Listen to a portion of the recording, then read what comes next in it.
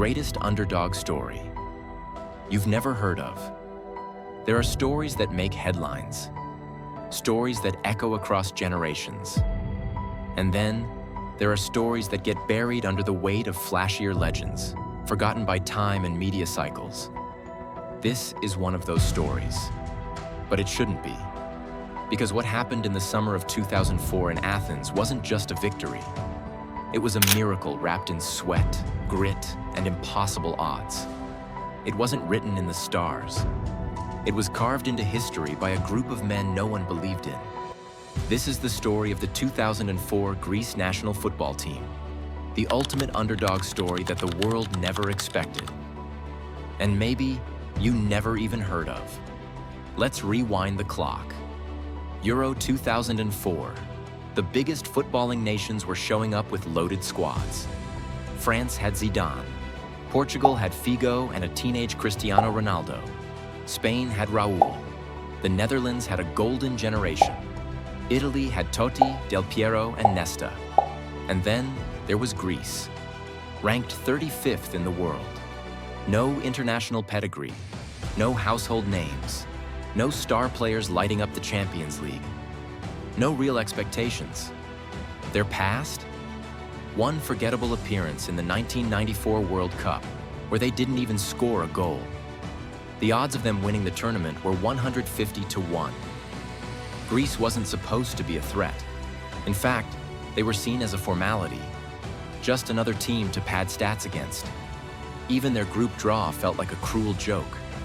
Spain, Portugal, Russia. Greece was the odd one out. An outsider, both on paper and in perception. But they had something most others didn't. Belief. A quiet, stubborn belief. And they had a man who would weaponize that belief like no one else. Otto Rehhagel was a German coach with a reputation for being tough, methodical, and, above all, disciplined. He had led underdog clubs in Germany to surprising success. But this, coaching Greece, this was different. When he took over the Greek national team in 2001, the country didn't know what to make of him. He didn't speak Greek, he wasn't flashy, he wasn't media-friendly, but he was a master tactician. Rehhagel saw what others didn't. He didn't want flair, he wanted function. He wasn't looking to entertain, he was looking to win. He built a team around unity, defense, and heart. Every man had a role. Every move was rehearsed. There was no room for ego. Even Greece's biggest domestic stars were told, work for the team or don't play at all. He turned a team of journeymen, fringe players, and domestic league stalwarts into a machine. And no one noticed.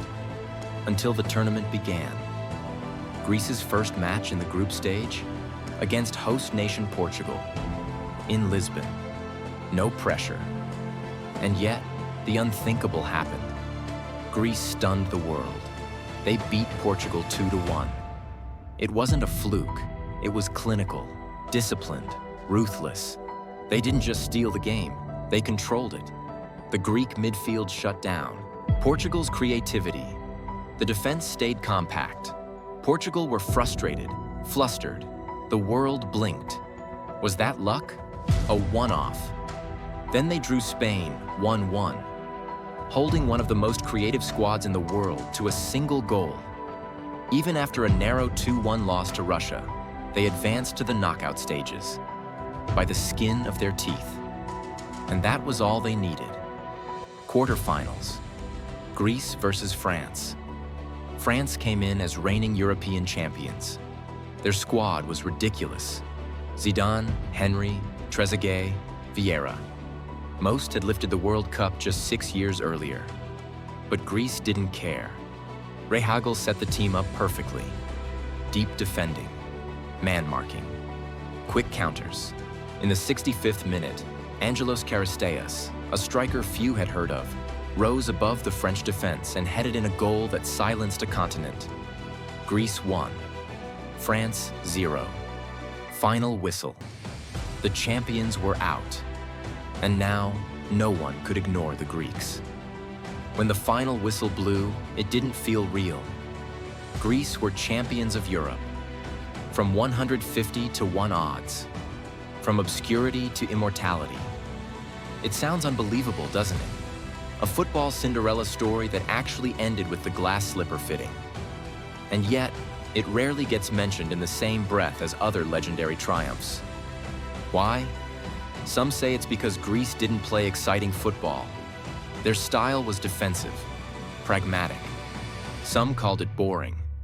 But that misses the point entirely. This wasn't about excitement.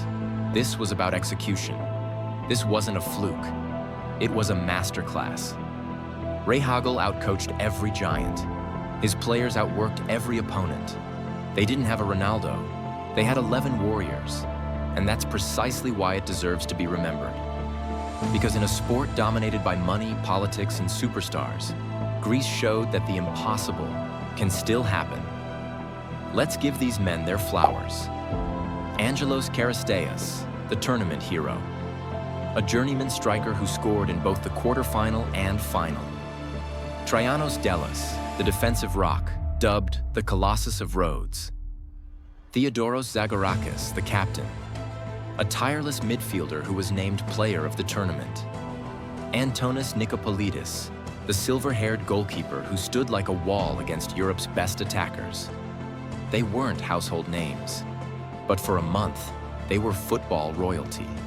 The 2004 win didn't spark a golden era for Greek football.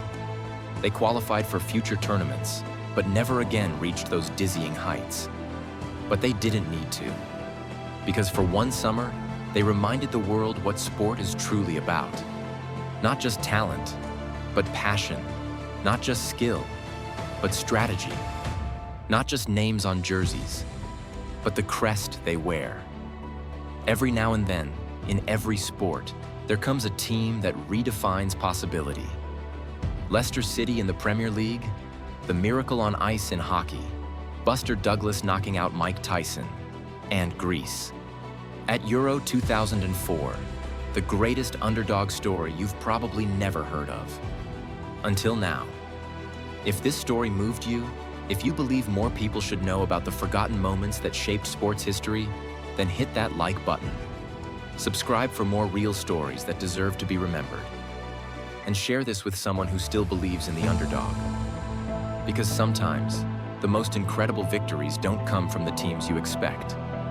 They come from the ones no one saw coming. This wasn't just a football story. It was a human story. About belief, about teamwork, about proving the world wrong. Let's keep those stories alive.